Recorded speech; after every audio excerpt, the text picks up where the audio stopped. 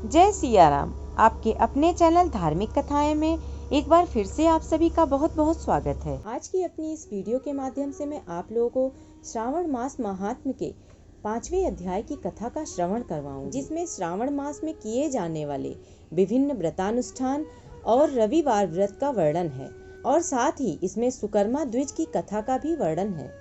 तो आप सभी से अनुरोध है, इस पूरी कथा का श्रवण अवश्य करें और यदि यह कथा आपको पसंद आए तो कृपया लाइक करें और यदि आप मेरे चैनल पर नए हैं तो चैनल को सब्सक्राइब करना ना भूलें।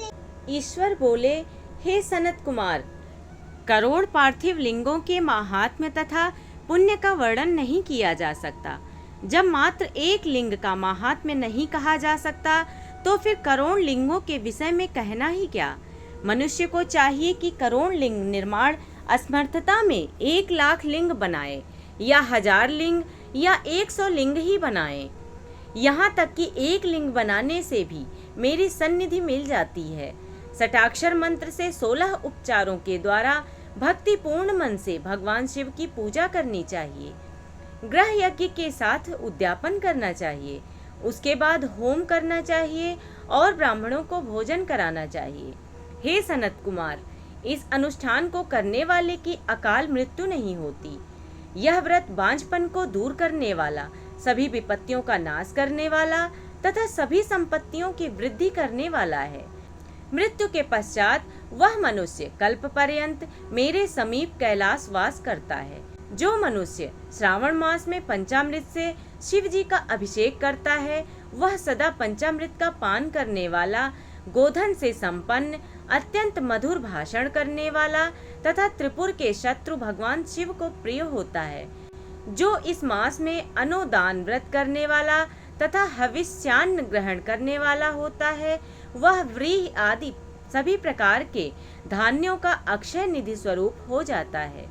पत्तल पर भोजन करने वाला श्रेष्ठ मनुष्य सुवर्ण पात्र में भोजन करने वाला तथा शाक को त्याग करने से शाक करता हो जाता है। श्रावण मास में केवल भूमि पर सोने वाला कैलाश में निवास करता है। इस मास में एक भी दिन प्रातः स्नान करने से मनुष्य को 1 वर्ष स्नान करने के फल का भागी कहा गया है। इस मास में जितेंद्रिय होने से इंद्रिय बल प्राप्त होता है। इस मास में स्फटिक, पाषाण, मृत्तिका, मरकत मणि, पिष्ठ, धातु, चंदन, नवनीत आदि से निर्मित अथवा अन्य किसी भी शिवलिंग में, साथ ही किसी अन्य आविर्भूत न हुए शिवलिंग में श्रेष्ठ पूजा करने वाला मनुष्य सैकड़ों ब्रह्महत्या को भस्म कर डालता है। किसी तीर्थ क्षेत्र में सूर्य ग्रहण या चंद्र ग्रहण के अवसर पर 1,00,000 जप से जो सिद्धि होती है, वह इस मास में एक बार के जप से ही हो जाती है। अन्य समय में जो 1000 नमस्कार और प्रदक्षिणाएं की जाती हैं, उनका जो फल होता है वह इस मास में एक बार करने से ही प्राप्त हो जाता है। मुझको प्रिय इस श्रावण मास में वेद पारायण करने पर सभी वेद मंत्रों की पूर्ण रूप से सिद्धि हो जाती है। श्रद्धा युक्त होकर इस मास में 1000 बार पुरुष सूक्त का पाठ करना चाहिए अथवा कलयुग में उसका 4 गुना पाठ करना चाहिए अथवा वर्ण संख्या का 100 गुना पाठ करना चाहिए अथवा वह करने में असमर्थ हो तो आलस्यहीन होकर मात्र 100 पाठ करने चाहिए। ऐसा करने वाला मनुष्य ब्रह्म हत्या आदि पापों से मुक्त हो जाता है, इसमें कोई संदेह नहीं है। गुरु पत्नी के साथ संसर्गजन्य पाप के लिए यही महान प्रायश्चित है। इसके समान पुण्यप्रद, पवित्र तथा पापनाशक कुछ भी नहीं है। पुरुष सूक्त के जप के बिना इस मास में एक भी दिन व्यतीत नहीं करना चाहिए। जो मनुष्य इस फल को अर्थवाद कहता है, वह नरकगामी होता है। इस महीने में समिधा, चारू, तिल और घृत से ग्रह यज्ञ होम करना चाहिए। शिव के रूपों का भली भांति ध्यान आदि करके धूप, गंध, पुष्प, नैवेद्य आदि से पूजन करना चाहिए और अपने सामर्थ्य के अनुसार कोटि होम, लक्ष होम अथवा 10 सहस्त्र होम करना चाहिए। व्याहृतियों ओम भूः ओम स्वः के साथ तिलों के द्वारा भी यह ग्रहयज्ञ नामक होम किया जाता है। हे सनत कुमार, इसके बाद अब मैं वारों के व्रत का वर्णन करूंगा, आप सुनिए। हे अनग, उसमें सर्वप्रथम मैं आपको रविवार का व्रत बताऊंगा। इस संबंध में लोग एक प्राचीन इतिहास को कहते हैं। प्रतिष्ठानपुर में सुकर्मा नामक एक द्विज था। वह दरिद्र, कृपण तथा भिक्षावृत्ति में लगा रहता था। एक बार वह धान्य मांगने के लिए घूमते घूमते नगर में गया। उसने किसी एक गृहस्थ के घर में मिलकर रविवार का उत्तम व्रत करती हुई स्त्री को देखा। तब उसे देखकर वे स्त्रियां परस्पर कहने लगीं कि इस पूजा विधि को शीघ्रता पूर्वक छिपा लो। इस पर वह विप्र उन स्त्रियों से बोला, हे श्रेष्ठ स्त्रियों, आप लोग इस व्रत को क्यों छिपा रही हैं? समान चित्त वाले सज्जनों के लिए परामर्श ही स्वार्थ है। मैं दरिद्र तथा दुखी हूँ। इस श्रेष्ठ व्रत को सुनकर मैं भी इसे करूँगा, अतः आप लोग इस व्रत का विधान व फल बताएं।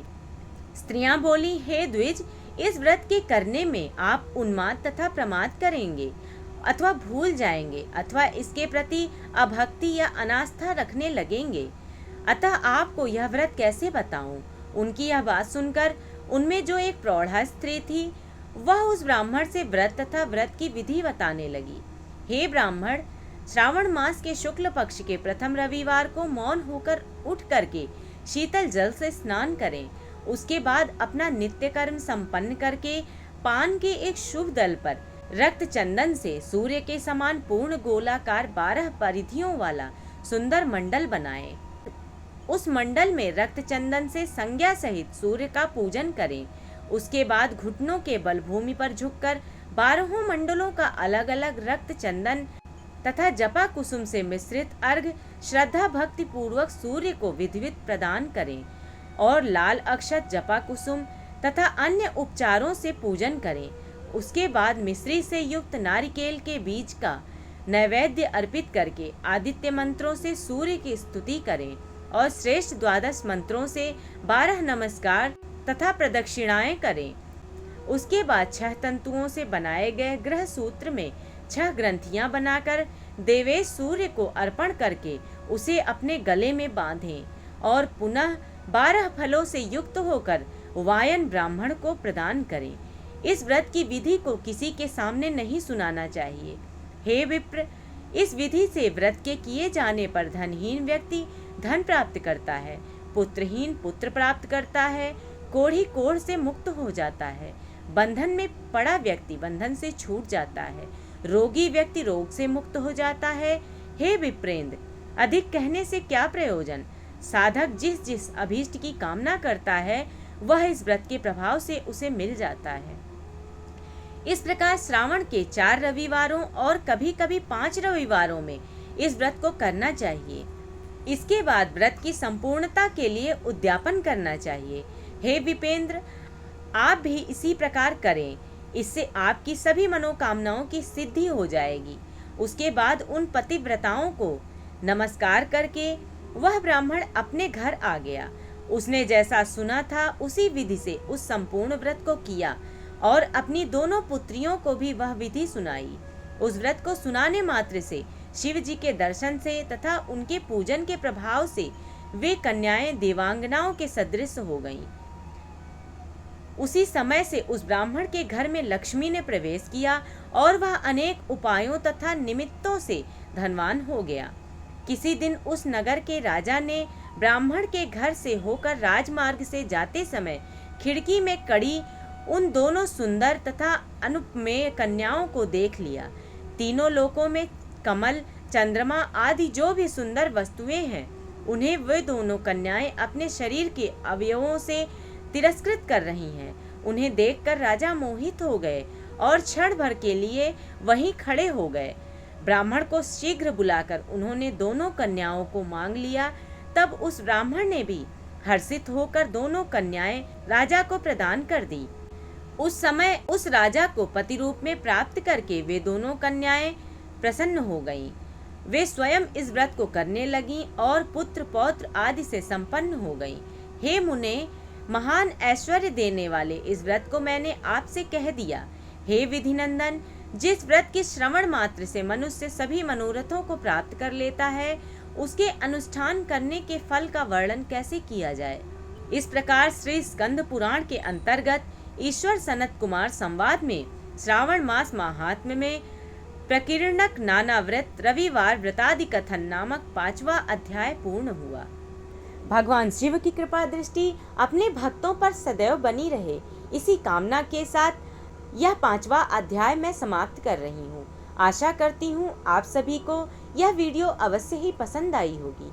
यदि वीडियो पसंद आई हो तो कृपया लाइक करें और यदि आप मेरे चैनल पर नए हैं तो चैनल को सब्सक्राइब करना ना भूलें। साथ ही बेल आइकन को भी प्रेस कर दें ताकि मेरी वीडियोस के नोटिफिकेशन आप सभी को मिलते रहें। और कमेंट बॉक्स में भगवान शिव का नाम भी अवश्य लें। धन्यवाद।